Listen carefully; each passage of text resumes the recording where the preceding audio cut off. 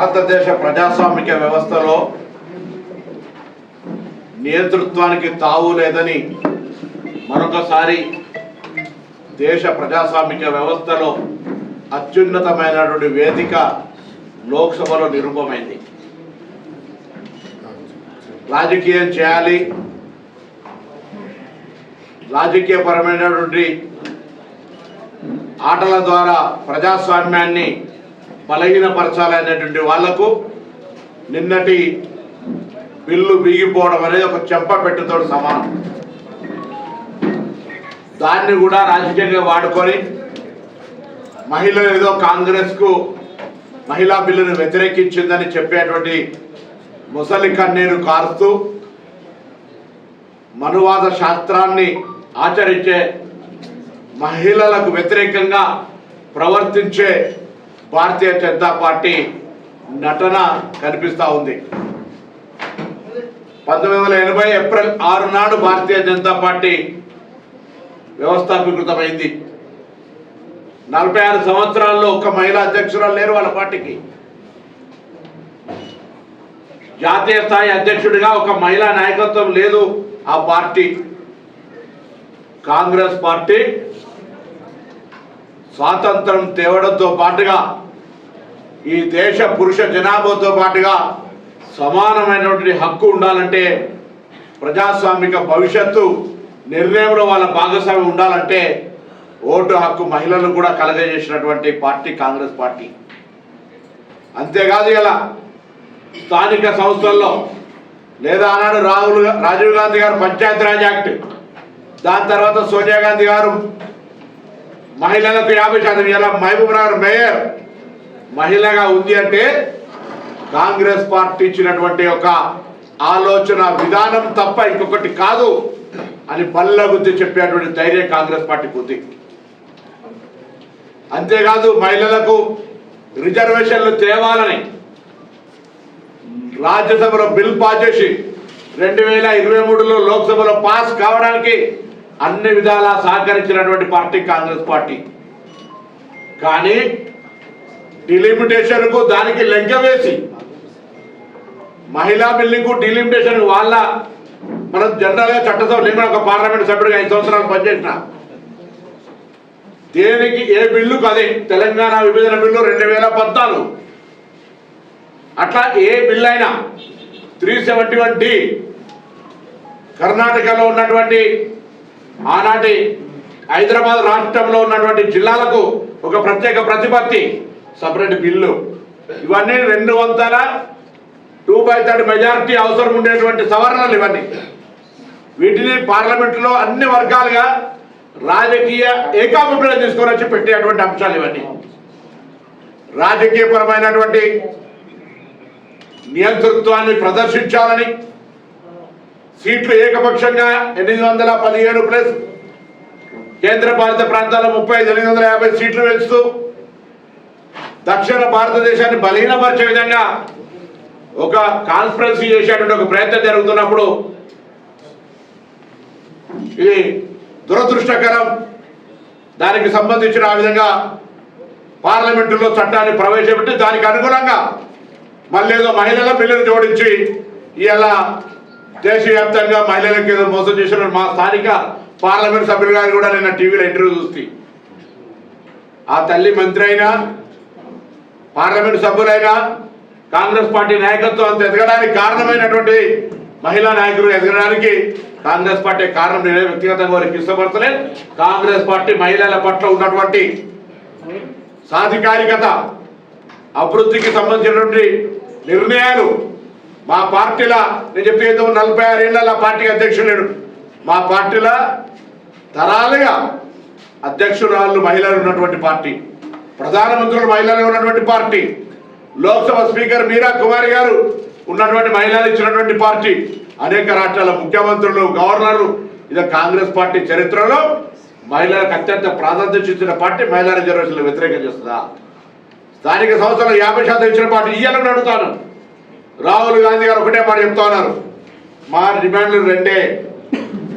ఇప్పుడున్న 543 సీట్లలో ఆల్రెడీ ఆమోదం పొంది ఉన్నటువంటి మహిళా బిల్లు ప్రకారంగా రిజర్వేషన్లు వచ్చే ఎన్నికలు అమలైందంటే బిల్లు పెట్టండి, బేషరతుగా సపోర్ట్ చేస్తాం. Number 1 demand. నెంబర్ 2, మారుతున్న కాలానికి అనుగుణంగా కోటా, మహిళా కోటాలో sub quota SC ST BC ఉండాలి. అందరూ కూడా ప్రజాస్వామిక హక్కులో భాగస్వామ్యం కావాలి, మహిళల్లో కూడా ఉద్యోగంగా ఉండాలి అనేటువంటి కాంగ్రెస్ పార్టీ స్టాండ్, ఇండియా కూటమి స్టాండ్. ఇది వదిలిపెట్టి అధికార మదం ఉందని, సంఖ్యా బలం ఉందని బిల్లును బుల్డోజ్ చేయాలని నేను ఒక బెంగాల్ లేడీ చెప్పి మాట్లాడుతూ ఉంటుంటే అంటే వినడానికి చాలా నరేంద్ర మోడీ గారి ముఖం ఇట్లా పేలిపోయినది. మాట్లాడుతూ ఉంది అలా ప్రజల మీద బుల్డోజర్లు వచ్చారు, ఓట్ల పేరు ఓట్లు తీసేస్తారు, పార్లమెంట్లో మాట్లాడడానికి అవకాశం ఇచ్చి మాట్లాడుతుంటే ఇక్కడ కూడా బుల్డోజ్ చేస్తారు. పార్లమెంట్ డెమోక్రసీకి వేదిక, ఈ దేశ ప్రజాస్వామ్యంలో అత్యున్నతమైనటువంటి ఫోరం ఏదైనా ఉంటుంటే పార్లమెంట్ మెంబర్గా గెలిచినప్పుడు మనకు లోక్సభ మెంబర్ అడిగారు, పీపుల్స్ హౌస్ రిప్రజెంటేటివ్ అని ఇస్తారు పత్రం. అటువంటి పీపుల్స్ హౌస్లో కూడా ప్రజాస్వామ్యాన్ని కాలరాసే విధంగా సంఖ్యాబలంతో దాని యొక్క చట్టాన్ని చేసే ప్రయత్నం చేస్తే ది గ్రేట్ ఆల్ ఇండియా కూటమి ఎంపీస్ కంగ్రాచులేషన్ చెప్తాను. ఇలా అన్డెమోక్రటిక్ ను నడవనీయం, ప్రజాస్వామ్యానికి వేదిక ఇదని నిన్న బిల్లు బిగిపోయింది. ఏమాత్రం ప్రజాస్వామిక విలువలున్నా, నైతిక బాధ్యత ఉన్నా ప్రభుత్వం రాజీనామా చేయాల్సిన అవసరం ఉంటుంది. ఇది ఆనవాయితీలు. బిల్లులు పాస్ కానప్పుడు అది నో కాన్ఫిడెన్స్ మోషన్ లాగా అక్కడ వాళ్లకు 54 ఓట్లు తక్కువ వచ్చినాయి నిన్న 2/3లో. సో ఇది డెమోక్రసీ. నెంబర్ గేమ్ మీదనే ఇలా దానికి సంబంధించినటువంటి ప్రభుత్వాన్ని పడిపోవడము, నిలబడడం జరుగుతుంది. వాజ్పేయి గారి ప్రభుత్వం పోటుతోటి పోయింది. సో ఇవాళ మేము అంతా మనకునే మనం చెప్తాను, మహిళలకు సంబంధించి మొసలి కన్నీరు గాల్స్తూ మహిళల పేరు మీద రిజర్వేషన్కు సంబంధించి నేరుగా ఇప్పుడున్నటువంటి స్థానాలతో బిల్లు పాస్ చేసుకునే అవకాశం ఉన్నా డిలిమిటేషన్ పాస్ కాదు, 2/3 మెజార్టీ లేదు అని తెలిసి కూడా దానికి దీన్ని లెక్క చేసినారు. అనేక బిల్లులు ఇండివిజువల్ అయిన బిల్లులు పాస్ అవుతాయి, ఇండివిజువల్ అయిన బిల్లులు ప్రవేశపెడతారు, ఇండివిజువల్ అయిన బిల్లుల చర్చ జరుగుతాయి. ఈవెన్ శాసనసభలో ప్రతి బిల్లుకు దానికి సంబంధించిన yes as you say yes, there is no no అనేటువంటి విధంగా గవర్నర్తో సహా బిల్ పాస్ చేసుకునే హక్కు ఉంది. కానీ ఈరోజు తప్పకుండా ఈరోజు ప్రజాస్వామ్యంలో రాజకీయంగా నిరంకుశత్వంగా ప్రజాస్వామ్యాన్ని పూర్తి చేసేటువంటి ప్రయత్నం జరుగుతుంటే మరొకసారి ప్రజాస్వామ్యం గెలిచింది, ప్రజాస్వామ్య విలువలకు పార్లమెంట్ వేదిక అయింది, దాన్ని కూడా రాజకీయం చేసే ప్రయత్నం చేస్తూ ఉన్నారు. ఏది ఏమైనా కాంగ్రెస్ పార్టీ మహిళా రిజర్వేషన్లకు కట్టుబడి ఉంది. మా సోనియా గాంధీ గారు, రాహుల్ గాంధీ గారు, మల్లికార్జున ఖార్గే గారు ఉండ బద్దాలు కూడా చెప్తా ఉన్నారు, మేము మహిళా రిజర్వేషన్ వ్యతిరేకంగా యావత్ ఇండియా కూటమితో సహా. వాళ్ళే మొసలి కన్నీరు గారితో డిలిమిటేషన్ లెక్క చేసేసారు కాబట్టి ఇది ఫెయిల్ అయింది. దీని పేరు మీద ఇంకా రాజకీయం చేసే ప్రయత్నం చేస్తే ముఖ్యంగా ఆలోచన శక్తి కలిగిన తెలంగాణ మహిళలు, సాధికారత వైపు తీసుకెళ్తున్నటువంటి తెలంగాణ మహిళలు, ప్రజాస్వామ్యాన్ని విశ్వసించేటువంటి తెలంగాణ ప్రజలు భారతీయ జనతా పార్టీ కుట్రలను తిప్పికొట్టమని చెప్తా ఉన్నా. ఇలా మీ అందరికీ తెలుసు, తెలంగాణ ఏర్పాటు ఒక దీర్ఘకాలిక ఆకాంక్ష. 1956లో మనం విలీనమైనప్పటి నుంచి కూడా మా గద్దు ఇది, మేము వేరుంటామని కొట్లాడుతున్నటువంటి సాంప్రదాయం, మన తాత ముత్తాతల నుంచి వచ్చినటువంటి ఆకాంక్ష, ఆ ఒక ఆశయం అది. దానికి అనుగుణంగా తిరిగి తెలంగాణ ఉద్యమం కొంతమంది అమరులైతే ఒక పార్లమెంట్ సభ్యులుగా ఆనాడు తెలంగాణ బిల్లు కోసం పార్లమెంట్ వేదికగా రాజ్యాంగంలో రచించిన అంబేద్కర్ ఆర్టికల్ 3 ద్వారా లోక్సభ రాజ్యసభ బిల్లులు పాస్ చేసుకొని భారతీయ జనతా పార్టీ ఆనాడు సుష్మా స్వరాజ్ గారు కీర్తిశేషులు ఆ బిల్లుకు పూర్తిగా సహకరించి ప్రజాస్వామికంగా లోక్సభలో రాజ్యసభలో పాస్ అయి రాష్ట్రపతి గారి ఆమోద ముద్రేస్తే దౌర్భాగ్యం దుర్మార్గుడు తెలంగాణ ప్రజలను అవమానపరుస్తూ పాకిస్తాన్ ఇండియా యుద్ధంతో విభజనతో పోలిస్తే ఇక అంతకంటే దౌర్భాగ్య పరిస్థితి ఏంది? అందులో ఉండి వింటున్న భారతీయ జనతా పార్టీ ఎంపీలు చీము నెత్తురు లేదా, తెలంగాణ రక్తం లేదా, DNA మీరు తెలంగాణ బిడ్డలేనా పరీక్ష చేసుకోమని అడుగుతాను. ఇలా ఏమైనా నైతికత కొందరైనా బాధ్యత అన్నాడు ప్రధానమంత్రి. అట్లనే మాట్లాడాడు. ప్రధానమంత్రి ఏమన్నాడు? తల్లి చనిపోయి బిడ్డ పుట్టిందని చెప్తాడు. అమిత్ షా అంటాడు గద్దార్ లాంటిది అర్బన్ నాకు కుదరట్లేదు అంటాడు. మొన్నవాడు తెలుగుదేశం ఎంపీ ఆయన ఏదో మాట్లాడతాడు. ప్రతి ఒక్కరికి చురుకనైంది బిడ్డ. తెలంగాణ గురించి ఎవడు మాట్లాడినా భవిష్యత్ తెలంగాణ సమాజం ఊరుకోదు. సామధాన భేద దండ అన్ని రకాల ఆలోచనతోటి ఉద్యమం ద్వారా సాధించుకున్నది. అమరులు ప్రాణాలు అర్పించి పోరాటం చేసి తాత ముత్తాతల లాంటి ఆకాంక్ష నెరవేర్చుకున్నాం. కూడా బీజేపీ రామచంద్రరావు అంటా ఉన్నాడు సోనియా గాంధీ గారు తెలంగాణ ఆలస్యం చేయడం వల్ల ఇంతమంది చనిపోయారని. బుద్ధి ఉండాలి, జ్ఞానం ఉండాలి. చదువుకున్న న్యాయవాది నీ రాజకీయ కిషన్ రెడ్డి, బండి సంజయ్లు 8 ఎంపీలు అడుగుతా ఉన్నా. కాకినాడలో ఒక ఓటు 2 రాష్ట్రాలు అన్నదవాడు. దాని తర్వాత 3 రాష్ట్రాలు ఇచ్చి తెలంగాణ చంద్రబాబు నాయుడు మోచేతి నీళ్ళు తాగి ఆపిందవాడు. ఆనాడు ఎటువైంది మీకు చీమునెత్తురు? మీరు కదా తెలంగాణ విభజన ఆలస్యం కావడానికి కారణమైంది. ఈ ప్రాణాలు పోవడానికి మీరు కదా బాధ్యత.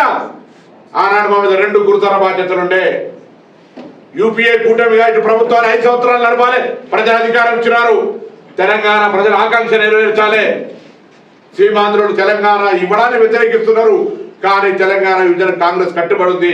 అందుకే సందర్భం ప్రకారంగా తెలంగాణ విభజన ఎవరెన్ని చెప్పినా స్వయంగా సోనియా గాంధీ గారే అద్వానితో సహా చర్చలు జరిపి ఇంటికి భోజనానికి పిలిచి తెలంగాణ ఏర్పాటు చేసిన తల్లి సోనియా గాంధీ.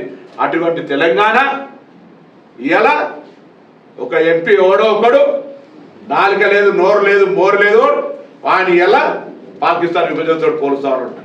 దానికి చీముడు నెత్తురు లేని ఆనాడు తెలంగాణ ఉద్యమంలో శాసనసభ్యత రాజీనామా అంటే పరారైన కిషన్ రెడ్డి ఆయన మాట్లాడుతాడు.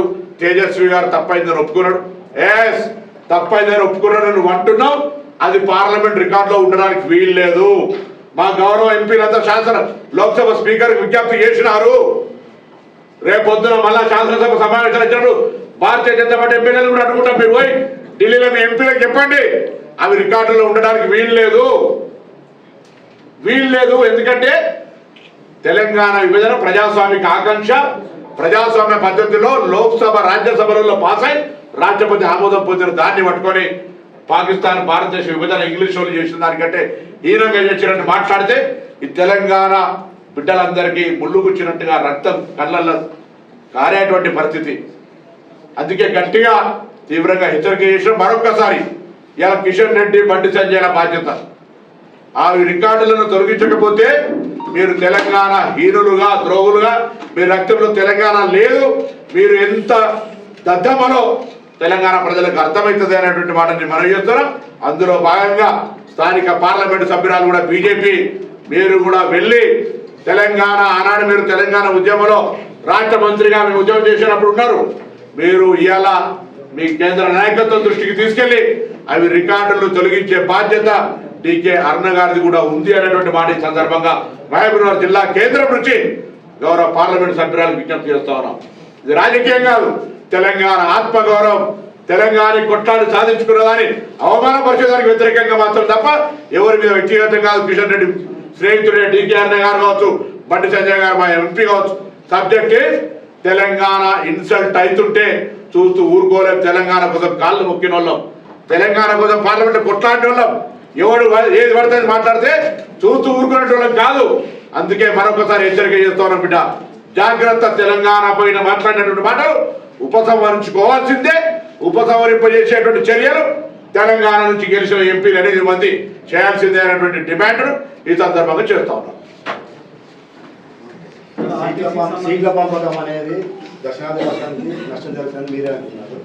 తర్వాత ఏదైతే ఎకనామిక్ ప్రకారం కూడా సీట్లు పంపకాలు అనేది కుదరదనేది ఎక్స్టైజల్ చెప్తారు. అసలు కాంగ్రెస్ పార్టీ దేనికి కట్టుబడి ఉంటే జనగణన సంబంధించిన ఇష్యూలో ఎట్లా ఉండాలి? ఇప్పుడు ఒక డెలిమిటేషన్ అనేటువంటిది ఒక ప్రొసీజర్. చట్టంలో చాలా కేంద్రపాలిత ప్రాంతాలు, భాషా ప్రయుక్త రాష్ట్రాలు, ఇవన్నీ రకరకాల వ్యవస్థలో మిళితమైనటువంటి రాష్ట్రాల సమూహం భారతదేశం. ఒక నిర్ణయం తీసుకున్నప్పుడు కన్సల్టెన్సీ, యాక్సెప్టెన్సీ, డిస్కషన్ ద్వారా చేయాలి. నా దగ్గర మందబలం ఉంది కదా, నేను ఎవరితో మాట్లాడినావా? ఆల్ పార్టీ మీటింగ్ పెడతా అన్నారు, కనీసం చేసి ఇది మా ఆలోచన, ఈ విధంగా ఇట్లా చేద్దాం, మీ సలహా ఏందని అడిగినరా? మేము చెప్పింది కాదంటారు, మీరు చేసేది వారికి చెప్పారు. ఇది ప్రజాస్వామ్యం ఎట్లయితే లోక్సభ వేదికలు ఎట్లా పాస్ అవుతుంది?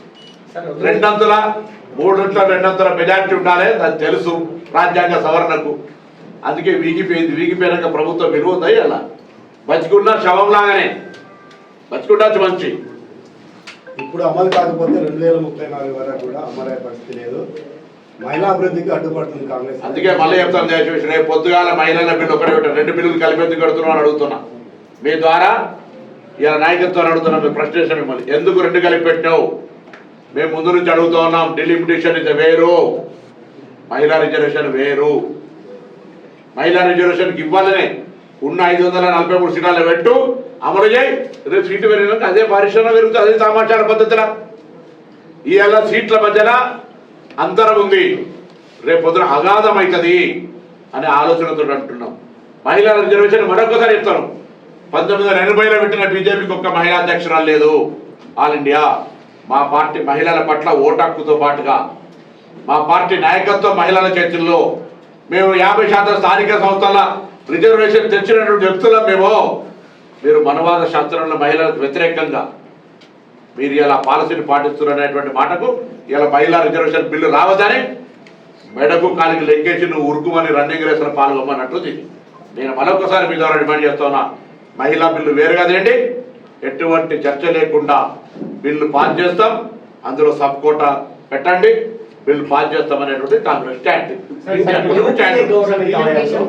యూపీఏ గవర్నమెంట్ హయాంలో అవకాశం ఉంది, ఎందుకు పెట్టలేదని ఒక చర్చ కూడా వస్తుంది. ఇప్పుడు నేను ఉండకపోతే ఎవరు చేసుకుందాం అంటే ప్రస్తుతంగా మీకు అవకాశం పెట్టడానికి పెట్టండి కదా. మళ్ళీ అప్పుడు ఎందుకంటే ఇప్పుడు రాజకీయాల వ్యవస్థ మారుతుంటుంది. స్వాతంత్రం వచ్చినప్పటికి ఇప్పటికి అనేక సంస్కరణలు సవరణలు, 131 రాజ్యాంగ సవరణ ఆనాడే మేము రాజ్యసభలో ప్రవేశపెట్టాం. దాని తర్వాత లోక్సభ వచ్చినప్పటికీ మాకు ఆనాడు ఉన్నటువంటి కూటమి, మేము కూడా యూపీఏ కూటమిలో ఉంటుంది. కూటమిలో అందరి అంగీకారం లేదు, నియంతృత్వం ఇట్లా పోవద్దనే ఆలోచనతో అందరి ఆమోదం కోసం ప్రయత్నం చేసినాం. ఆనాడు లల్లు ప్రసాద్ యాదవ్, ములాయం సింగ్ యాదవ్, దాని తర్వాత శరయ్ యాదవ్, నేను లోక్సభ మెంబర్ 15 ఈ బిల్లు తీసుకొచ్చినాడాలా సబ్ కోటా కావాలని అడిగారు. ఆ సబ్ కోటాకు సంబంధించి సెలెక్ట్ కమిటీ దాని పార్లమెంట్లో చర్చకు పోయేటప్పటికి సమయం అయిపోయింది, పార్లమెంట్లో మేము ఓడిపోయాం.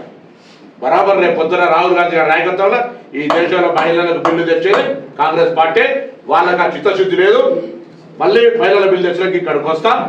బరాబర్ మహిళలకు బిల్లు కాంగ్రెస్ తీసుకొస్తారని వాడు చెప్తారు. ప్రైవేట్ బిల్లు అయితే లోక్సభ సభ్యుల యొక్క చర్చ, పార్టీ ఇండియా కూడా డిసిషన్ ఐ కాంట్ సే.